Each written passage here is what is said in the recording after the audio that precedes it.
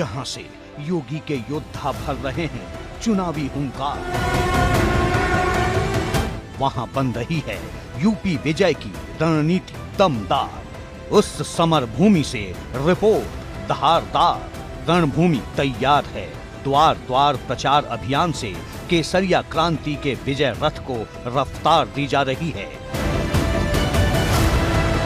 UP की जंग में इस बार सुलगती समर भूमि में देखिए योगी सरकार के मंत्री और पश्चिमी यूपी की सियासत के पुरोधा। शामली के थाना भवन से भाजपा विधायक सुरेश राणा पर वीरेश पांडे की एक्सक्लूसिव रिपोर्ट। एबीपी गंगा के विशेष चुनावी शो रणभूमि में आपका स्वागत है। जी हां, रणभूमि थाना भवन पश्चिमी उत्तर प्रदेश का वो विधानसभा क्षेत्र है जहां से योगी सरकार के मंत्री सुरेश राणा चुनावी जंग में हैं। तो चलिए आज देखते हैं उनकी जमीन की रिपोर्ट।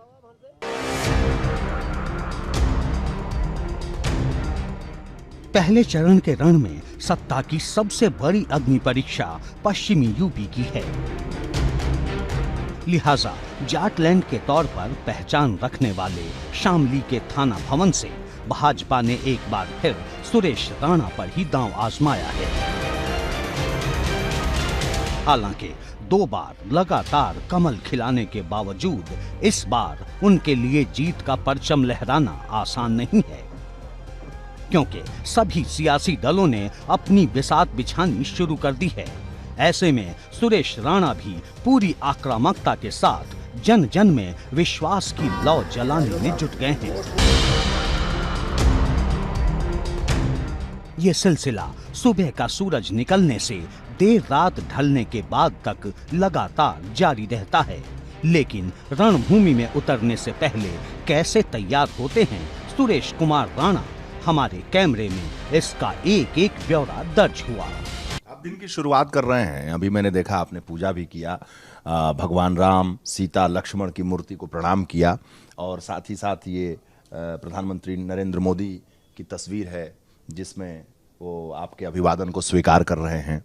साथ में यहाँ पे पार्वती जी, गणेश जी और महादेव की मूर्ति है। पीछे आपके योगी जी हैं, मोदी जी हैं, जो आप कह रहे हैं कि हमारे प्रेरणा स्रोत हैं।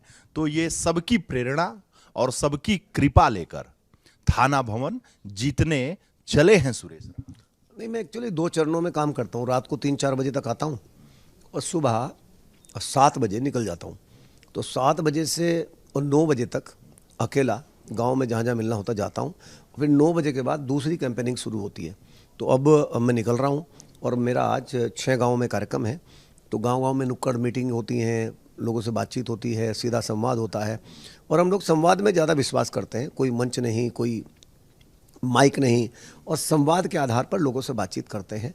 और वैसे तो सच बात ये है कि मैं चूँकि 5 साल में इतना गया हूँ क्षेत्र में कि कई बार तो मैं ही सोचता हूँ किस गांव में जाऊँ। जिस गांव में जा रहा हूँ वहीं जो है लोग कहते हैं आप तो 25 बार आ चुके, आप तो 30 बार आ चुके।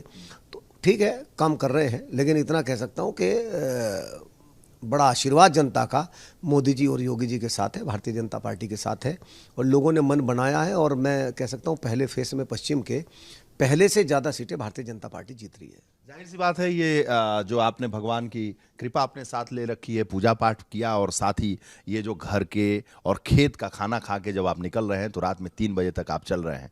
मैं भी आपके साथ ही आज रणभूमि में आपकी ज़मीन पर आपके साथ रहूँगा।